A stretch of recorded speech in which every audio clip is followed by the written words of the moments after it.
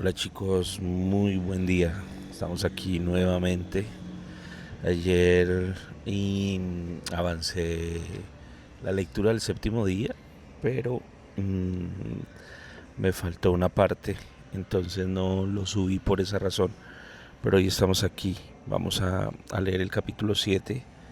Importante que estemos ahí súper conectados. Dice así: que obstaculiza la intimidad.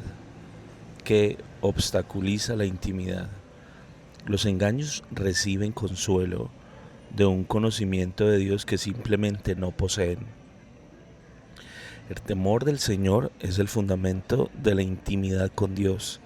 Esto se aclara al principio del libro de Proverbios. Leemos: el principio, o sea, el fundamento de la sabiduría es el temor de Jehová. Proverbios capítulo 1, versículo 7. ¿Qué tipo de sabiduría?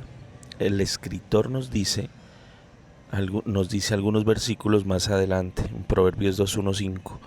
Dice: hijo mío, si recibieres mis palabras y mis mandamientos guardares dentro de ti, haciendo estar atento tu oído a la sabiduría, si inclinares tu corazón a la prudencia, si clamares a la inteligencia y la prudencia dieres tu voz, si como a la plata la buscares y la escudriñares como a tesoros, entonces entenderás el temor de Jehová y hallarás el conocimiento de Dios. La palabra conocimiento es definida por el diccionario de idiomas bíblicos como información de una persona, con fuertes implicaciones de relación con esa persona. El diccionario bíblico expositivo Bain o Vine nos dice que esta palabra para conocimiento implica tener un conocimiento íntimo fruto de la experiencia de Él, o sea, de Dios. Y continúa diciendo: positivamente, conocer a Dios equivale a temerle. Puedes ver en el versículo anterior que temer al Señor es considerar sus mandamientos como tesoros.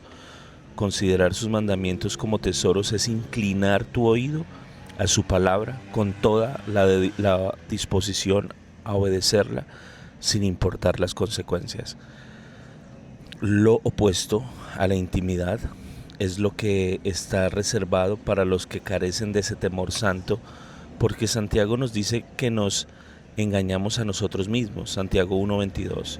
Cuando conocemos su voluntad y nos refrenamos de obedecerla, el engaño es bastante atemorizante, porque los engañados creen estar en lo correcto, cuando en realidad no lo están. Los engañados reciben consuelo de un conocimiento de Dios que simplemente no poseen. Sin el temor de Dios, en realidad no conocemos a Dios. Se desarrolla, se forma y se moldea dentro de nuestra alma o de nuestra imaginación una imagen incorrecta. Aunque profesemos una relación con Él y lo honremos con nuestros labios, nuestro corazón no está cerca del suyo y nuestra vida está fuera de sintonía con sus deseos. Esto es evidente en los hijos de Israel. Como se declaró en capítulos anteriores, Moisés los llevó a encontrarse con Dios en el Sinaí, y aún así el pueblo estuvo a lo lejos, y Moisés se acercó a la oscuridad en la cual estaba Dios. Éxodo 20:21. Qué triste que no pudieron acercarse a este glorioso interludio. ¿Quién sabe lo que hubiera sucedido? Tuvieron la oportunidad de escuchar las palabras habladas por su misma voz.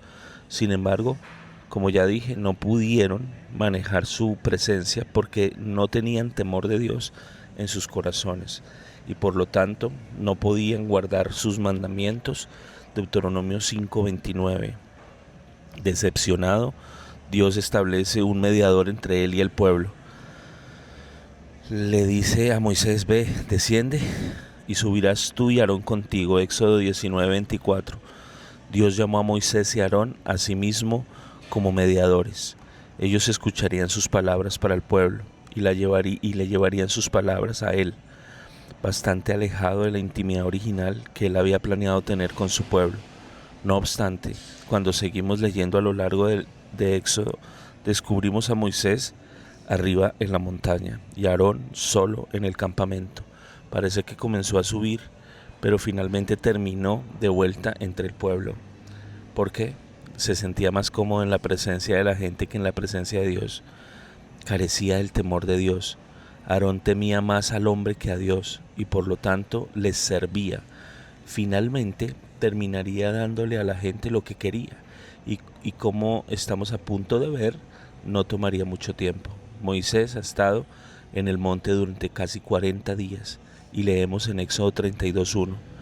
Viendo el pueblo que Moisés tardaba en descender del monte, se acercaron entonces a Aarón y le dijeron: levántate, haznos dioses que vayan delante de nosotros, porque a este Moisés, el varón que nos sacó de la tierra de Egipto, no sabemos qué le haya acontecido. Aarón tenía el don del liderazgo, que conlleva ciertas cualidades, una de las cuales es atraer a la gente como un imán. Esto va a atraer a los demás sin importar que el líder talentoso haya estado con Dios o no. Esto explica cómo uno puede tener una iglesia de miles carente de la presencia de Dios, donde sus deseos son mal representados.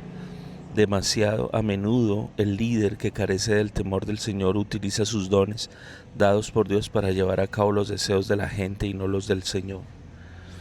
El pueblo instó a Aarón: levántate, haznos dioses que vayan delante de nosotros, porque a este Moisés no sabemos qué le haya acontecido. Observa que no dijeron porque a este Dios no sabemos qué le haya acontecido, por lo cual no negaron a Dios, sino que simplemente descalificaron a Moisés. Durante el estudio que hice de los textos originales, tuve que preguntarme si la traducción decía realmente lo que había expresado.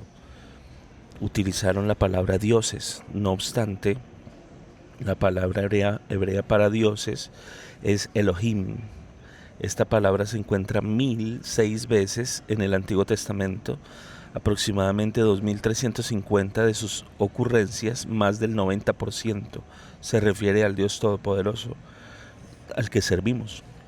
Se repite 32 veces solamente en el primer capítulo de Génesis y cada uno se refiere al Señor. Por ejemplo, el primer versículo de la Biblia dice: en el principio creó Dios, Elohim, los cielos y la tierra. Génesis 1:1. Aquí Elohim es traducido como Dios. Aproximadamente 250 veces en el Antiguo Testamento esta palabra se utiliza para describir un Dios falso. Así que siempre debemos de leerla tomando en cuenta el contexto para discernir el significado correcto. Aarón le dijo al pueblo: apartad los zarcillos de oro que están en las orejas de vuestras mujeres, de vuestros hijos y de vuestras hijas, y traédmelos. Éxodo 32:2. El pueblo lo hizo y él los tomó de las manos de ellos y le dio forma con buril e hizo de ello un becerro de fundición. Éxodo 32:4. Una vez que moldeó este oro en un becerro con sus herramientas, todo el pueblo dijo: Israel, estos son tus dioses que te sacaron de la tierra de Egipto. Éxodo 32:4. La palabra hebrea para dioses nuevamente es Elohim. El pueblo estaba diciendo: este es tu Elohim que te sacó de la tierra de Egipto. ¿Estás empezando a ver lo que está sucediendo? Vamos a seguir leyendo para estar seguros de lo que esta gente está diciendo. Y viendo esto, Aarón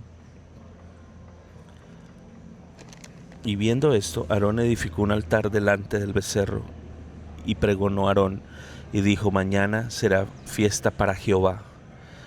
Éxodo 32:5. La palabra hebrea Jehová o Yahweh es la palabra más sagrada del Antiguo Testamento. Es el nombre propio del único Dios verdadero. Nunca se utiliza en el Antiguo Testamento para describir o nombrar un Dios falso. La palabra era tan sagrada que los escribas hebreos ni siquiera la escribían completa. Le quitaban las vocales y solo escribían YHWH. Los escribas, los judíos, se referían a ella como el tetragrama sagrado, las 4 letras impronunciables. Este era el nombre innombrable, el nombre sagrado guardado de la profanidad en la vida de Israel. Así que en esencia lo que Aarón y los hijos de Israel hicieron fue moldear un becerro, señalarlo y decir: he aquí Jehová, el Dios único y verdadero, que nos sacó de la tierra de Egipto. No dijeron: he aquí a Baal, él nos sacó de la tierra de Egipto, ni le atribuyeron su liberación a otro Dios falso. Le llamaron a este becerro con el nombre del Señor. Adoración, dice, no estaba descaradamente negando a Dios, más bien redujeron su gloria al nivel de la imagen de este becerro moldeado. Estaban engañados en su conocimiento de él. Todavía reconocían a Yahweh como su Salvador y Libertador de Egipto.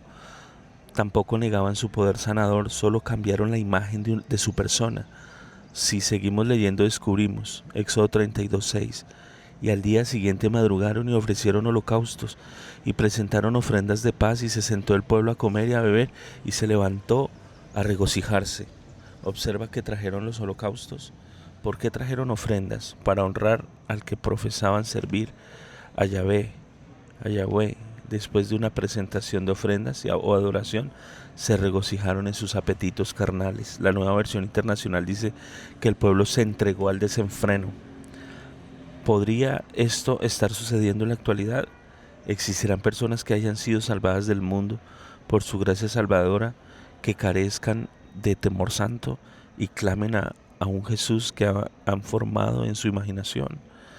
Todo el tiempo, después de haber pasado por su experiencia de nuevo nacimiento y recibirlo y confesarlo como Señor, vienen a la iglesia a cantar canciones de liberación y libertad, a escuchar mensajes y a dar dinero, pero salen y mienten para lograr una venta, mientras que testifican de cómo Dios está bendiciendo su negocio.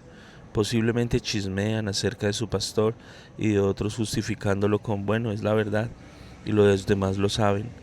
Cometen fornicación y otros actos obscenos y luego lo justifican todo por el hecho de que, aunque Jesús los ha salvado, todavía viven en un cuerpo que tiene necesidades. La lista es casi interminable. ¿Conocen a Jesús? ¿Conocen a Jesús?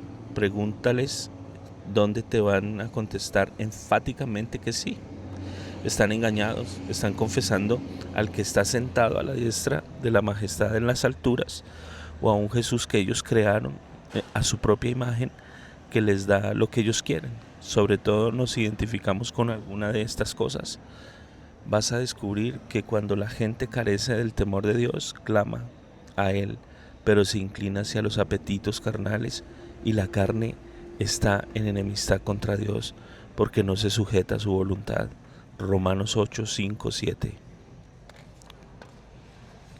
Son desobedientes a sus deseos aún, y cuando son llamados de su nombre, profesan conocerlo y creen que Él aprueba su comportamiento. Su falta de obediencia proviene de un corazón que carece del temor santo. La raíz de toda desobediencia y desconexión es arropada en el engaño de conocer al Señor Jesús. Esto se puede ver a lo largo de la Biblia. No pasó mucho tiempo para salir a la luz después de la caída, y comenzó con el propio hijo de Adán, Caín. Cuando los padres de Caín pecaron en el huerto por ignorancia, se cubrieron con hojas de higuera, con el fruto de la tierra. Dios les mostró que su voluntad era sacrificar un animal. Los vistió de túnicas con la piel del animal, que creo era un cordero. No obstante, Caín no era ignorante. Él sabía por sus padres que Dios deseaba el sacrificio de un animal, no el fruto de la tierra. Sin embargo, leemos: tiempo después, Caín presentó al Señor una ofrenda del fruto de la tierra, en Génesis 4:3. Obviamente estaba intentando servir a Dios, porque no dice que le presentó la ofrenda a un Dios falso. Diligentemente trabajó para traerle su ofrenda a Dios, mas era en evidente desobediencia. ¿Cuál es la raíz de la desobediencia? Ninguna otra que la falta de temor de Dios. Esto se puede ver claramente cuando Dios le pregunta acerca del paradero de su hermano muerto. Su respuesta es desafiante. Dijo: no sé, ¿soy yo acaso guarda de mi hermano? Génesis 4:9. Lo ves nuevamente, igual que Israel con el becerro, que en su falta del temor de Dios la imagen de Dios es reducida y las formas aceptables de servicio son cambiadas. Engañado, Caín ahora incluso piensa que le puede esconder algo a Dios, como con cualquier otro ser humano. La imagen de Dios había sido reducida a la de un hombre a los ojos de Caín. Pablo nos advierte severamente que en los últimos días también veremos este patrón, pues habiendo conocido de Dios no le glorificaron como a Dios y cambiaron la gloria del Señor incorruptible en semejanza de imagen de hombre corruptible. Romanos 1, 21, 23. Así como con Caín, la falta de temor piadoso los entrega al engaño y creen que Dios no nota sus caminos contrarios. La respuesta de Caín demuestra que olvidó que no hay nada encubierto para Dios. Dios no es un hombre, Él lo ve y lo sabe todo. Cuando perdemos el temor de Dios, reducimos nuestro sentido espiritual, porque incluso un pecador descarado sabe que Dios está consciente de su rebelión. Los que tienen conocimiento de Dios y están apartados de todo temor santo se consuelan con Jehová no ve. Ezequiel 9:9. Y sí lo ve, de seguro que comprende. Ni siquiera los líderes se encuentran exentos de esto. Dios dice: hijo de hombre, ¿has visto las cosas que los ancianos de la casa de Israel hacen en tinieblas? Cada uno en sus cámaras pintadas de imágenes. Porque dicen ellos: no nos ve Jehová, Jehová ha abandonado la tierra. Ezequiel 8:12. Hemos olvidado las urgentes palabras de Jesús de que temamos a Dios. Porque nos dice: porque nada hay encubierto que no haya de descubrirse, ni oculto que no haya de saberse. Lucas 12:2. No obstante, cuando perdemos el temor de Dios, lo reducimos a nuestro propio nivel y subconscientemente pensamos que le podemos ocultar cosas. Si se les preguntara acerca de la omnipresencia y omnisciencia de Dios, de inmediato estarían fuertemente de acuerdo con ellas, pero en lo profundo, dentro de su ser, han perdido la conciencia de su majestad, porque si todavía la poseyeran, no buscarían guardar cosas en secreto. Esconden cosas de la gente piadosa y muchas veces tienen éxito. Sin embargo, se olvidan de que los ojos de Jehová están en todo lugar, mirando a los malos y a los buenos. Proverbios 15:3. Sin embargo, allí no se termina. El siguiente paso del engaño te lleva a la creencia de que estás en obediencia, cuando en realidad no es así. Esto se refleja en uno de los descendientes de David, un rey llamado Usías. Cuando él tenía 16 años, su padre Amasías murió y Usías fue hecho rey de Judá en su lugar. Cuando tienes 16 años y eres hecho rey, si eres listo, vas a buscar a Dios. Y Usías lo hizo. Como resultado, prosperó grandemente.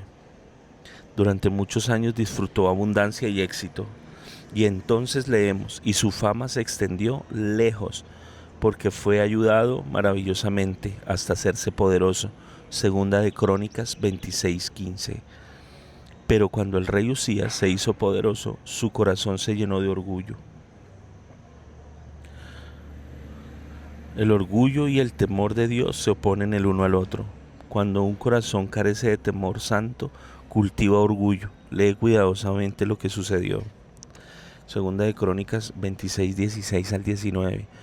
Mas cuando ya era fuerte, su corazón se enalteció para su ruina, porque se rebeló contra Jehová su Dios, entrando en el templo de Jehová para quemar incienso en el altar del incienso. Y entró tras él el sacerdote Azarías, y con él 80 sacerdotes de Jehová, varones valientes, y se pusieron contra el rey Usías y le dijeron: no te corresponde a ti, oh Usías, el quemar incienso a Jehová, sino a los sacerdotes, hijos de Aarón, que son consagrados para quemarlo. Sal del santuario, porque has prevaricado, y no te será para gloria delante de Jehová Dios. Entonces Usías, teniendo en la mano un incensario para ofrecer incienso, se llenó de ira, y en su ira contra los sacerdotes la lepra le brotó en la frente, delante de los sacerdotes en la casa de Jehová, junto al altar del incienso. Ahora bien, la pregunta que debemos hacernos es: cuando el corazón de Usías se enalteció, ¿se volvió más espiritual o menos espiritual? Cuando le hago esta pregunta al público en mis conferencias, la mayoría responde que menos espiritual. No obstante, esto no es verdad. porque entró al templo a adorar. De hecho, se volvió más espiritual, o sea, más religioso en sus acciones. Muy a menudo vas a encontrar que el comportamiento hiperespiritual y el orgullo van de la mano. Uno cubre al otro. La altivez evita que la persona reconozca ser religiosa y la religión cubre su orgullo con gestos religiosos. Ambos son una falta de temor de Dios y verdadera humildad. Observa que Usías se puso furioso cuando fue confrontado con la verdad. Esto es exactamente lo que sucedió con Caín cuando fue confrontado con la verdad. Las escrituras nos dicen: y se ensañó Caín en gran manera y decayó su semblante, en Génesis 4:5. Caín se enojó con Dios. Siempre que utilices la verdad para confrontar a una persona viviendo en desobediencia debido a una falta de temor santo, van a enojarse. ¿Por qué? Porque realmente creen que están bien, están engañados, y para estar engañado se debe creer que uno está bien a pesar de estar equivocado. ¿Por qué más se pondría furioso Urías contra los sacerdotes? Entró al templo a adorar, pero como los otros hijos de Aarón, se negó a honrar estatutos del Señor y redujo su imagen. Estaba totalmente fuera de sintonía en su desobediencia, buscando intimidad con Dios, y ciertamente parecía estar buscándola. En realidad estaba bastante lejos de aquel al que buscaba adorar. ¿Podría esto responder por qué hay tantos en la iglesia que profesan intimidad con Dios y que no obstante están fuera de la sincronización con sus deseos? Sin una comprensión de los principios que hemos expuesto, uno puede quedar atónito al observar a la gente compartiendo que Dios les ha revelado algo que contradice la verdad de la Escritura. ¿Cómo pueden salir de un tiempo de oración criticando a los líderes que Dios les dijo que honraran?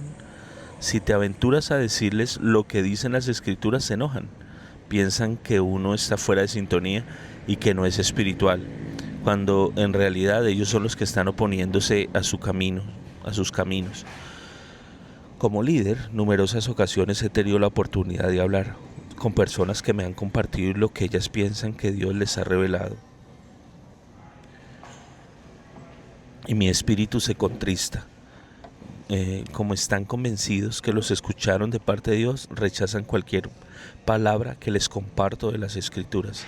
No hacen esto solo conmigo, sino con todas las personas que tratan de ayudarlos. Utilizan otras escrituras fuera de contexto para justificar lo que dicen y no están abiertos a discutirlo. Luego me evitan y se aíslan de todos los que tratamos de ayudarlos porque ya no somos espirituales a sus ojos. A medida que el tiempo pasa, el fruto de sus caminos prueba ser contrario a la voluntad de Dios, o lo que ellos esperaban no sucedió. Podría ser que oyeron la voz de su propia imaginación y no la de Jesús en absoluto. Buscaron intimidad y encontraron engaño. Hay una manera de protegerse de este terrible engaño y nuevamente se encuentra en el temor de Dios. Cuando tenemos a Dios, debemos venir a Él con un corazón neutral, listos a escuchar sus palabras de instrucción o corrección. No nos apoyamos en nuestra propia prudencia o deseos carnales, sino que deseamos apasionadamente su voluntad. Acercarse al Señor con fuertes deseos que no estén en línea con su voluntad, cuando Él nos la ha revelado, puede probar ser lo más imprudente y peligroso, porque esto nos puede llevar al siguiente nivel de engaño, uno que es más terrible. Este nivel de engaño es cuando Dios mismo de hecho nos da o nos permite tener lo que queremos. Ezequiel 14, 2 y 3. Y vino a mí palabra de Jehová diciendo: Hijo de hombre, estos hombres han puesto sus ídolos en sus corazones y han establecido el tropiezo de su maldad delante de su rostro. ¿Acaso he de ser yo en modo alguno consultado por ellos? El Señor se ofendía de que su pueblo viniera a pedir dirección, consejo, sabiduría, con ídolos escondidos en su corazón. No es claro si ellos estaban conscientes de ello. No obstante, parece ser que la verdad estaba encubierta de sus ojos. Estos ídolos los llevaban a tropezarse en iniquidad. Esa palabra hebrea para maldad es awon, y significa una ofensa, sin importar si es intencional o no, contra la voluntad de Dios. Observa que Dios no dijo que habían puesto los ídolos en sus patios, en su sala de estar o en sus habitaciones. La idolatría estaba en su corazón. Recuerda que la idolatría no se reduce a clamar el nombre de un Dios falso. Como vimos anteriormente, una forma de idolatría es la reducción de Dios a una imagen más pequeña, alguien que nos da lo que deseamos apasionadamente. Vas a descubrir que la raíz de toda idolatría es la codicia. El Nuevo Testamento afirma en Colosenses 3:5: haced morir, pues, lo terrenal en vosotros: fornicación, impureza, pasiones desordenadas, malos deseos y avaricia, que es idolatría. Wow. En Efesios 5:5, Pablo nuevamente dice que un hombre avaro es un idólatra. Es claro que la idolatría está definida como avaricia. Ahora, déjenme decir, avaricia, el diccionario de la lengua española la define como afán desordenado de poseer y adquirir riquezas para atesorarlas. En oración le pedí al Señor su propia definición. Su respuesta fue: avaricia es el deseo de obtener. Esto no limita la avaricia al deseo de obtener dinero.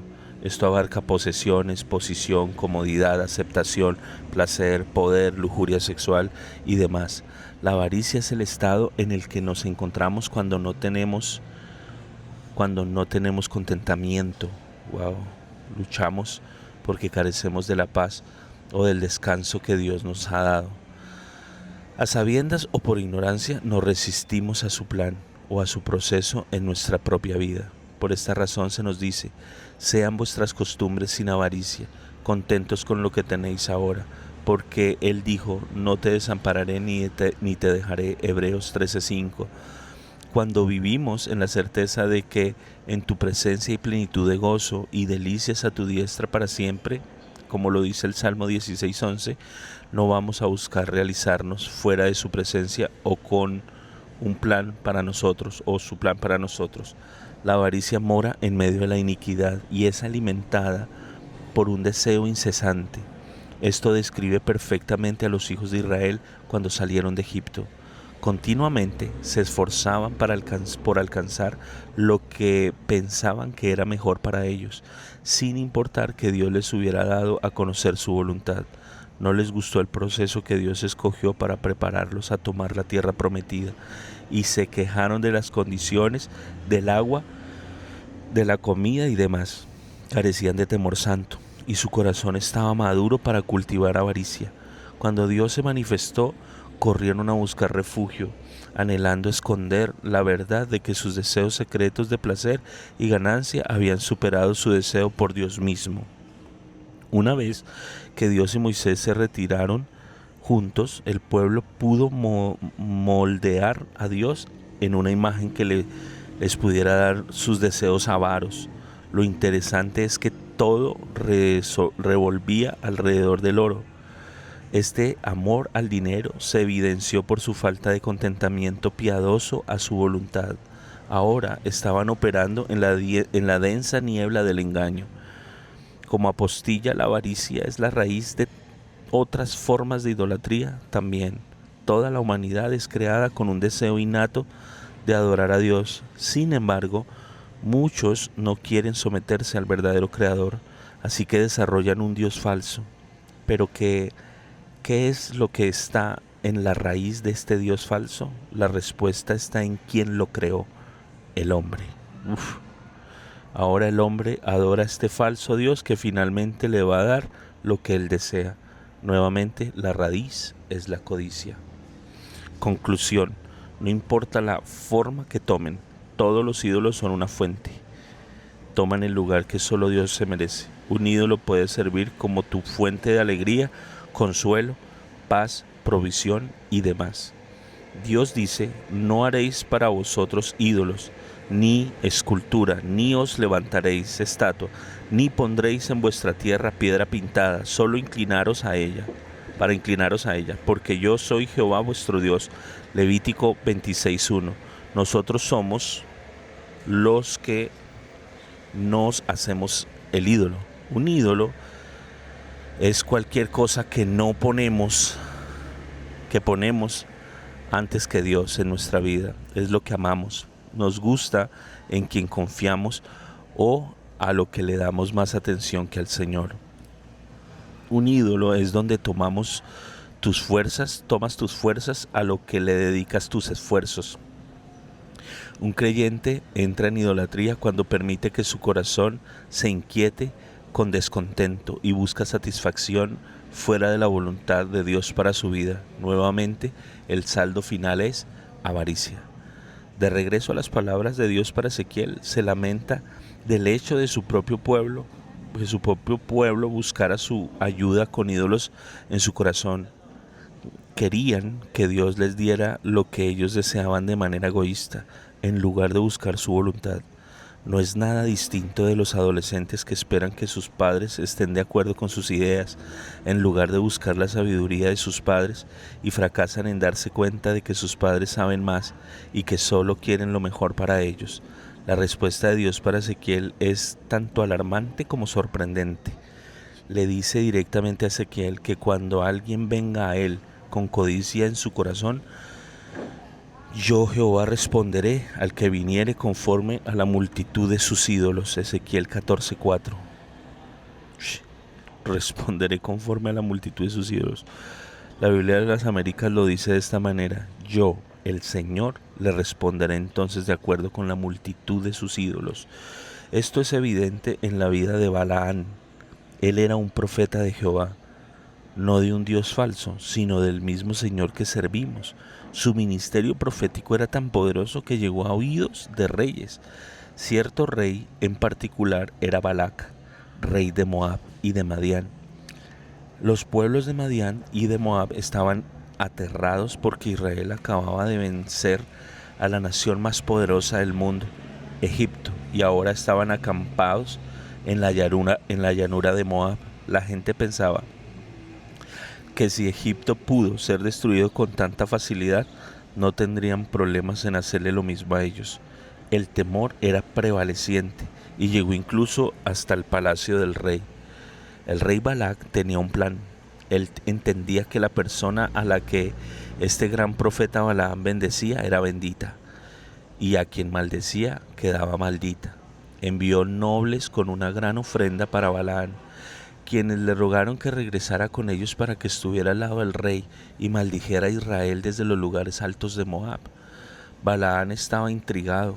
Reposad aquí esta noche, y yo os daré respuesta según Jehová me hablare. Así los príncipes de Moab se quedaron con Balaam. Números 22:8. Su respuesta suena similar a la de la mayoría de los creyentes de la actualidad. Déjame orar acerca del asunto para saber lo que el Señor dice. El Señor viene a Balaam y le pregunta: ¿qué varones son estos que están contigo? En otras palabras, ¿para qué necesitas orar acerca de este asunto? Estos hombres no tienen un pacto conmigo, pero te están pidiendo que maldigas al pueblo de mi pacto. ¿Cómo es que necesitas preguntar siquiera? Hay un mensaje para todos nosotros en esto. ¿Hay alguna cosa sobre las que no debemos orar? Ya deberíamos saber el deseo de Dios desde antes de preguntar. A mí me desagrada cuando mis hijos adolescentes se acercan para pedirme algo que ya saben que les voy a decir que no. ¿Para qué preguntan? Murmuro para mí mismo después de darles la respuesta que en lo profundo de su ser sabían que les daría. Hacen esto porque mi palabra sigue siendo ley. Es restrictiva para ellos en ese aspecto de su vida más que su deleite. Regresando a Balaam, me imagino que la recompensa ofrecida era inmensa y la posición de honor sería grande entre los pueblos de Moab y de Madián. El deseo de Balaam por dinero y honor veló sus ojos de percibir sabiduría sana. Dios, quien es misericordioso, probablemente pensó: bueno, Balaam, ya no entendiste el asunto, o en realidad no quisiste. Voy a decirte mi voluntad llanamente. Así que Dios dice en Números 22:12: no vayáis con ellos ni maldigáis al pueblo, porque bendito es. ¿Fue claro? Muchas veces encuentro que cuando Dios habla lo hace con precisión y claridad. Nosotros somos los que lo complicamos y lo enlodamos. Balaam obedece y a la mañana siguiente despide a los emisarios con Volveos a vuestra tierra, porque Jehová no me quiere dejar ir con vosotros. Número 22:13. Aunque obedece, su falta de entusiasmo se puede escuchar en su selección de palabras, especialmente la frase no me quiere dejar ir. Imagínate lo siguiente: a tu hija adolescente la invitan al baile un joven quien es realmente popular pero que tiene mala reputación. Ella está emocionada de haber sido invitada por alguien tan popular y con entusiasmo le pide permiso a su padre de ir. Por amor y preocupación por su hija, el padre gentilmente niega su petición. Ella está triste y le dice al joven, no puedo ir, mis padres no me dejaron. Ella en realidad está diciendo, mis papás dijeron que no, pero yo diría que sí. Son sus padres los que no quisieron dejarla ir. Ella desea ir, pero la sola palabra de sus padres la restringe de su codiciado anhelo. Lamentablemente, si ella no recibe lo que hay en el corazón de sus padres, con el tiempo va a encontrar una manera de juntarse con este joven y la mayoría de las veces con consecuencias terribles. Balaán era un profeta con malsano deseo por el dinero. La codicia que mama dentro de él anhelaba las cosas más lindas de la vida, así como una influencia oficial, una influencia social mayor. Él obedeció, pero no con entusiasmo. La palabra de Dios le trajo restricción más que deleite, porque no le dejaba tener lo que realmente quería. Los ancianos de Moab y Madián regresaron con el rey Balac y le reportaron, Balaán se rehúsa a venir con nosotros. No obstante, esto no detuvo al rey. De inmediato le envió a Balaán hombres de mejor posición y honor con más dinero. ¿Por qué hizo esto Balac? Creo que las fuerzas demoníacas lo instaron a hacerlo. ¿Por qué lo digo? La Biblia explica, sino que cada uno es tentado cuando de su propia concupiscencia es atraído y seducido. Wow. Santiago 1:14. Observa dos cosas. Primero, las palabras propias concupiscencia. Cualquier deseo fuerte que tengamos en contra de la voluntad de Dios es avaricia, la cual es idolatría. Segundo, observa seducido. Esta es la parte del enemigo, él seduce. Pero escucha esto, no te puedes seducir a hacer algo que no deseas. Si le ofrecieras las drogas, éxtasis a la gente de tu congregación, la mayoría de ellos te rechazan sin dudar. ¿Por qué? Porque no la desean. No te pueden seducir a tomar algo que no deseas. No obstante, puedes ser seducido por los deseos que no has puesto a los pies de la cruz. Somos seducidos por lo que codiciamos. Y debería decir, dese, ay, deseamos intensamente. Perdón. El enemigo sabía que este profeta amaba el dinero y el reconocimiento, e insta a este rey impío a que le envíe más de ambos. Estos representantes tienen el poder para ofrecerle cualquier cosa que Balac poseyera diciendo, haré todo lo que me digas. Qué oferta tan increíble. Una cosa es que tu vecino te ofreciera cualquier cosa en su poder, ya que podría tener mucho o poco, pero es totalmente distinto que un rey te ofrezca algo que tiene, específicamente si tu debilidad concuerda con lo que el rey tiene. No obstante, escucha la respuesta de Balaán. Números 22:18. Aunque Balac me diese su casa llena de plata y oro, no puedo traspasar la palabra de Jehová mi Dios para hacer cosa chica ni grande. Muchos se sentirían inspirados por la obediencia de Balaán. Sin embargo, escucha nuevamente la selección de sus palabras. No puedo. Nuevamente está diciendo, está siendo restringido por la palabra del Señor de hacer lo que él realmente desea. Balaán sabía lo que la mayoría de la gente que entra por las puertas de una iglesia sabe. Uno no puede voluntariamente desobedecer la palabra del Señor y seguir siendo bendecido. También sabía lo que quizá la mitad de los que van a la iglesia saben. Al desobediente voluntario le espera juicio. Aún así, esa es suficiente información para meterte en problemas, porque si no puedes obtener lo que quieres en un sentido de la voluntad de Dios, vas a seguir buscando una manera de obtener lo que quieres dentro de los parámetros de la voluntad de Dios. Sí, claro. Como explicación examinaremos la siguiente declaración de Balaam en Números 22:19. Os ruego, por tanto, ahora que reposéis aquí esta noche, para que yo sepa qué me vuelve a decir Jehová. ¿Escuchaste eso? ¿Qué me vuelve a decir Jehová? ¿Qué cree, qué cree que más dinero va a hacer a Dios cambiar de opinión? Se pregunta él. ¿Piensa que el Señor le dijo la primera vez no vayas con ellos porque Dios quería que esperara una mejor oferta? ¿Por qué necesita orar de nuevo por esto? ¿No ves que todavía está tratando de obtener lo que quiere? Su deseo apasionado está prevaleciendo sobre cualquier sentido de razón. No es diferente a la hija adolescente que le insiste a su padre hasta que la deja salir con el chico popular. Balaam es obstinado y no está dispuesto a cumplir con el deseo de Dios con gozo, porque va en contra de su codicioso corazón, o debería decir corazón de idolatría. La escritura afirma esto como ídolos e idolatría, la obstinación. 1 Samuel 15:23. Escucha la respuesta de Dios a Balaam. Y vino Dios a Balaam de noche y le dijo: si vinieron para llamarte estos hombres, levántate y vete con ellos, pero harás lo que yo te diga. Números 22:20. Los hombres iban a llamarlo a la mañana siguiente, porque se habían quedado en la casa y esperaban que él regresara con ellos. Así que en esencia Dios está diciendo: cuando estos hombres te llamen, levántate y vete con ellos, pero harás lo que yo te diga. Ahí es probable que nos hayamos equivocado en nuestra valoración. Observa que no dice: y vino el diablo a Balaam de noche y le dijo, ni tampoco dice: y vino un espíritu de mentira a Balaam de noche y le dijo. Al principio estaba bromeando, pero a la luz de esto podría parecer que Dios sí lo había hecho esperarse para recibir más dinero, porque ahora Él es el que le está diciendo vete. Wow, Balaam ahora tiene una palabra de Dios para ir. Se levanta temprano a la mañana siguiente para hacer lo que el Señor le instruyó la noche anterior que hiciera y observar lo que sucede. Así Balaam se levantó por la mañana y enalbardó su asna y fue con los príncipes de Moab, y la ira de Dios se encendió porque él iba. Números 22, 21, 22. ¿Qué? Ahora el Señor está enojado porque Balaam simplemente está haciendo lo que le dijo la noche anterior.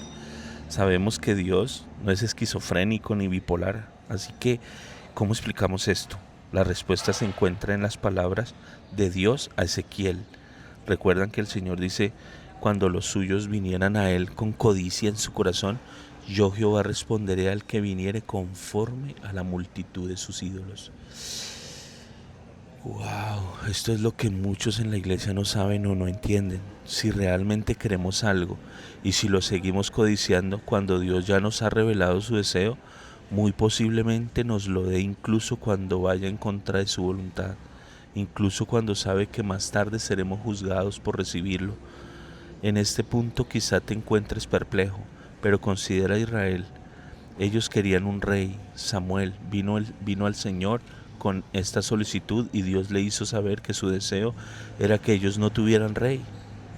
Le dijo a Samuel que el rey tomaría sus mejores hijos, sus hijas, sus tierras, sus viñas y sus lagares, y que les impondría tributo. Samuel trajo esta palabra del Señor al pueblo. Lee la respuesta: pero el pueblo no quiso oír la voz de Samuel. Observa que la Biblia no dice que no quisieron oír la voz del Señor. Nuevamente, de la misma manera que con Moisés, ellos descalificaron al mensajero por medio de mantener su propia imagen del Señor para poder obtener lo que querían. Dios consoló a Samuel en privado: no te han desechado a ti, sino a mí me han desechado. 1 Samuel 8. Como respuesta, Dios les dio sus reyes. Incluso Él los escogió, siendo el primero Saúl. Así como fue predicho, los reyes tomaron sus mejores tierras, sus hijas e hijos, y establecieron impuestos. Luego estos reyes con el tiempo los condujeron a la cautividad en Babilonia. Dios les dio lo que honestamente deseaban. Considera a Israel en el desierto. Comía la mejor comida que el ser humano ha comido: maná. Elías solo comió 2 tortas de eso y corrió durante 40 días y noches. Eso sí que es comida con energía. No obstante, Israel se cansó y se quejaron por carne. y le pidieron carne al Señor, y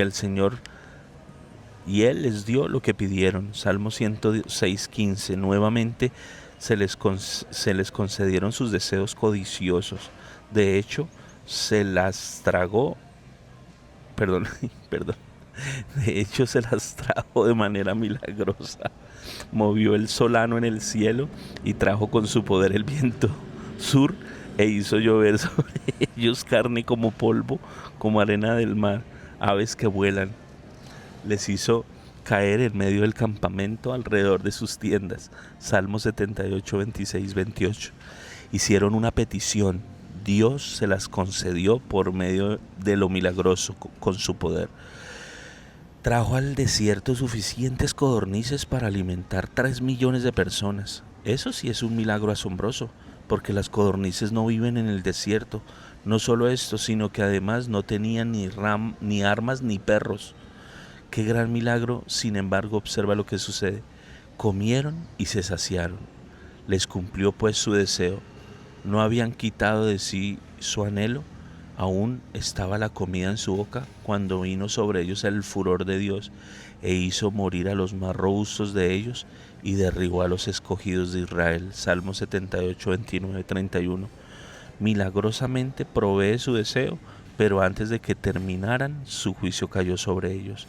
Les respondió de acuerdo con el apasionado deseo de su corazón. Considera esto: un joven está saliendo con una jovencita, sus padres están atribulados. Hijo, no nos sentimos bien con esta relación, queremos que dejes de verla. Su pastor de jóvenes le confirma: quiero hacer eco a las palabras de tus padres. Cuando oro por esto me siento bastante incómodo. Deberías dejar de ver a esta muchacha. Pero el joven contesta con: he orado y Dios me ha dicho que me puedo casar con ella. Se casan y más tarde se pregunta por qué sus problemas son tan abrumadores. Considera esto: un hombre le dice a su esposa que está orando por cierto puesto. Su esposa le comparte: no me siento a gusto con ese puesto. Si lo obtienes vas a viajar 200 días al año, no vas a poder ir a la iglesia ni siquiera una vez al mes y te vas a perder los mensajes que Dios ponga en el corazón del pastor, sin mencionar la adoración o cualquier posición de servicio. El pastor comparte la misma las preocupaciones, pero el marido está determinado y ora para obtener el ascenso. Un año después se pregunta cómo es que terminó en un hotel con una mujer desconocida y se encuentra alejado de su familia. La lista es casi interminable. Lo que debemos de darnos cuenta es que cuando codiciamos algo contrario a la voluntad de Dios para nosotros, Dios muchas veces nos la da. Su respuesta va de acuerdo con los ídolos que residen en nuestro corazón. Finalmente Él lo hace para recapturar nuestro corazón. Ezequiel 14, 4, 5. Yo, Jehová, responderé al que viniere conforme a la multitud de sus ídolos, para tomar a la casa de Israel por el corazón, ya que se han apartado de mí todos ellos por sus ídolos. La Nueva Versión Internacional lo dice de la siguiente manera: así cautivaré el corazón de los israelitas. El Señor quiere desesperadamente traernos de vuelta a su corazón. Recuerda, somos el objeto de su búsqueda. Nos anhela, aunque su deseo es que ninguno se pierda. Él no puede ser burlado. Su corazón está reservado para los que le han dado el suyo completamente. Por esta razón, Él busca recapturar nuestro corazón de cualquier trampa de codicia, que es idolatría, que esté acechándolo. Cuando el hijo pródigo le pidió a su padre su herencia, vino como hijo, no como un extranjero ni como un siervo, sino como uno de su propia familia. Es obvio que el hijo no tenía el corazón de su padre, pero sus propios motivos egoístas lo impulsaban. El padre no le negó su petición, incluso cuando sabía que su hijo no lo manejaría adecuadamente. Aún así, le entregó una grande suma de dinero y el hijo finalmente sufrió grandemente, así como el padre pensó que le sucedería. Las buenas noticias son que el hijo finalmente volvió en sí y regresó al padre. En esta reunión pudo conocer el corazón de su padre como nunca antes. Dios finalmente espera cautivar a todos y a cada uno de sus hijos que se han apartado de él por falta de temor santo. Tristemente, como con Balaán, algunos nunca hacen el ajuste para llegar a conocer el corazón del Señor. Si lees el resto del relato de Balaam, continuó con su búsqueda codiciosa y finalmente fue juzgado a espada. Esta comparación es traída al tema en el Nuevo Testamento cuando los que en el presente carecen del temor santo son colocados en la misma categoría que los hijos de Israel, Caín y Balaam, a los cuales hemos cubierto en este capítulo. Leemos esta advertencia: mas quiero recordaros que ya una vez lo habéis sabido, que el Señor, habiendo salvado al pueblo, sacándolo de Egipto, después destruyó a los que no creyeron. Judas 5. Judas luego describe que los creyentes del Nuevo Testamento que profesan la gracia de Dios, pero que se han resbalado para vivir una idea de codicia, lujuria y desobediencia. Judas 11:12.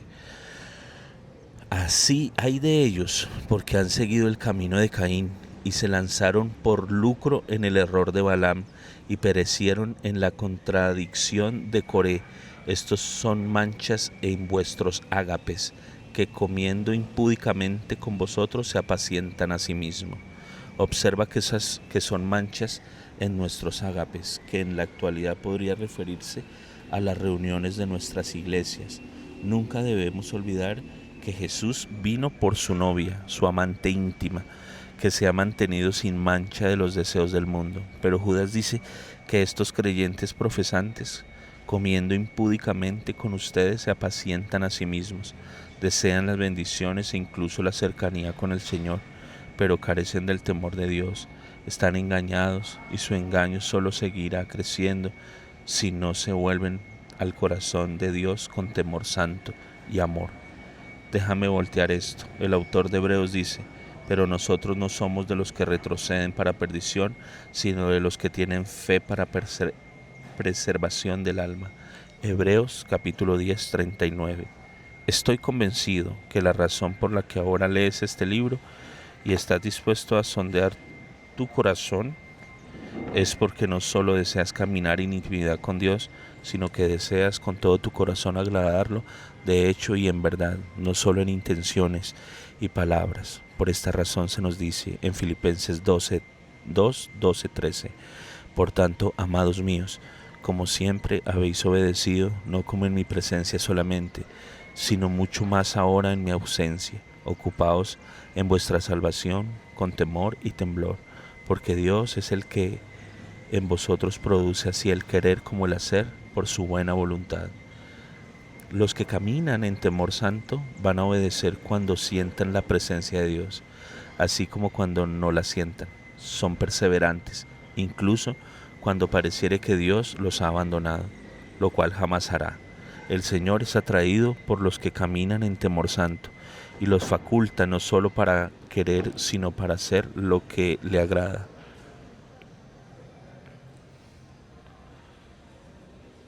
No nos exhorta a ocuparnos de nuestra salvación con gozo y amor, sino con temor y temblor.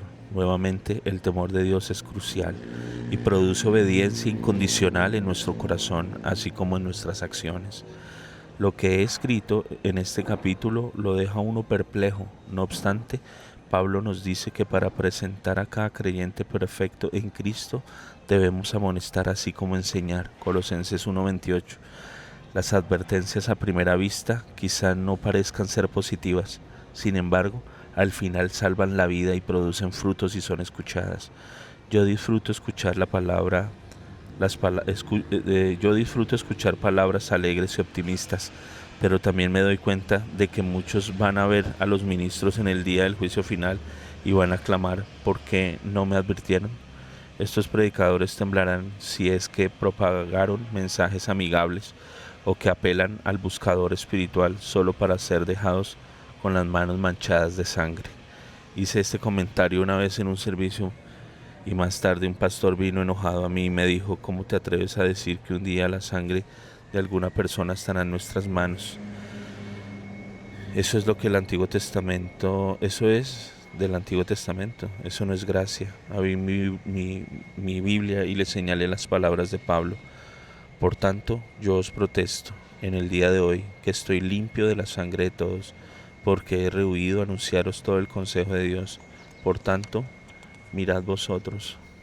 y por todo el rebaño en que el Espíritu Santo os ha puesto por obispos, para apacentar la iglesia del Señor, la cual él ganó con su propia sangre. Nunca voy a olvidar la mirada de asombro en su cara cuando leí estas palabras. Él había estado en el ministerio por años y había leído estas palabras varias veces.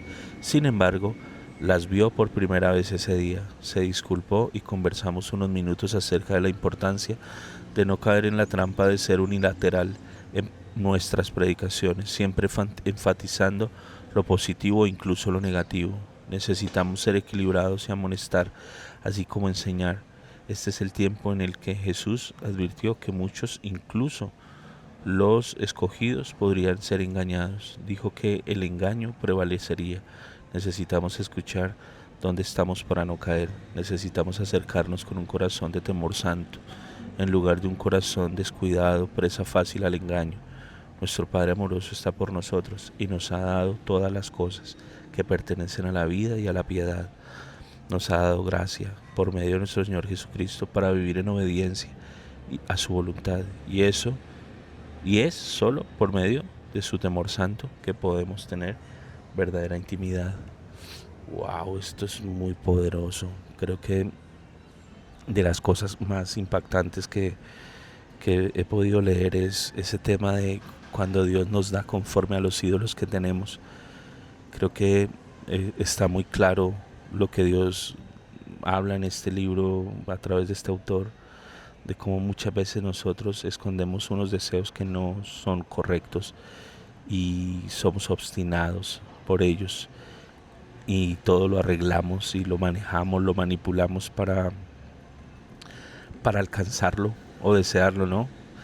Es fuerte el tema, pero es muy real. Los invito, chicos, a reflexionar sobre este capítulo muy fuerte que obstaculiza nuestra intimidad con Dios. Nos vemos en el próximo capítulo, chicos. Bendiciones. Chao, chao.